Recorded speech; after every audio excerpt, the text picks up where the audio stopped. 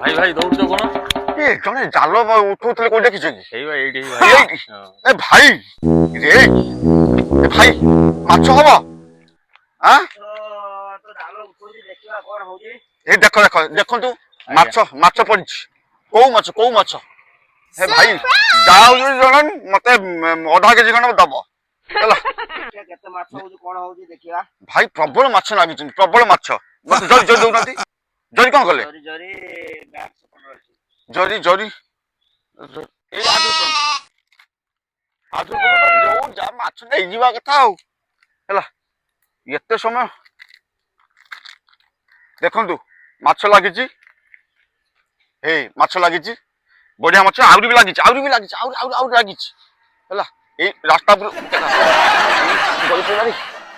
ଗଳି ପଇଲା ନା ନା ଯେ ମରିଯାଇଛି ନା ଯିବ କୁଆଡେ ଏ ବାବା ଦିଅ ଦେଖନ୍ତୁ ହେଇ ହେଇ ଦେଖନ୍ତୁ ମାଛ ଆଉ ଗୋଟେ ହେଇ ମାଛ ଆହୁରି ଲାଗିଛି ଆଉଟା ଲାଗିଛି ମାଛ। ଆଜି ପୁରା ଜମିଲା ଖାଇବା ଆଉ ଆପଣ ମାନେ ବି ଜଲ୍ଦି ଜଲ୍ଦି ଆସନ୍ତୁ ଆଜି ଖାଇବା ଜମିଲା ଆହୁରି ବହୁତ ମାଛ ଲାଗିଛି।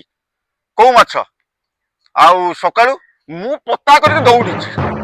ହଁ ମୁଁ କହିଲି ଭାଇ କୋଉଠି ଜାଲ ଦେଇଛନ୍ତି ଆଉ ପତା କରିବାର ଅଛି ଆଉ କାହିଁକିନା ଭାଇଙ୍କର ମାଛ ଧରିବାରେ ଏକ୍ସପର୍ଟ ସିଏ। ଆପଣ ମାନେ ଦେଖିଥିବେ ଅନେକ ଭିଡିଓର ଜାଲ ପକେଇଦେବେ ମାଛ ଆସିବନି ଭିଡିଓ କରିଦେବେ କିନ୍ତୁ ନା ମୁଁ ରିଏଲ ଦେଖେଇବି।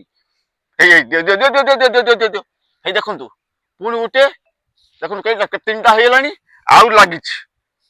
ହେଇ ବାବା ଗୋଟେ ଗଡ଼ିଶା ଏଡି ମୁଁ ତାର ଗଡ଼ିଶା ଲାଗିଛି ହେଲା।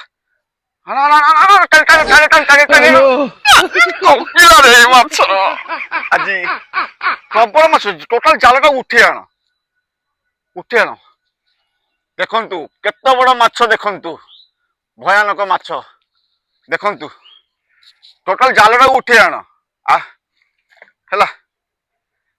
ଆହୁରି ଅନେକ ମାଛ ଲାଗିଛି।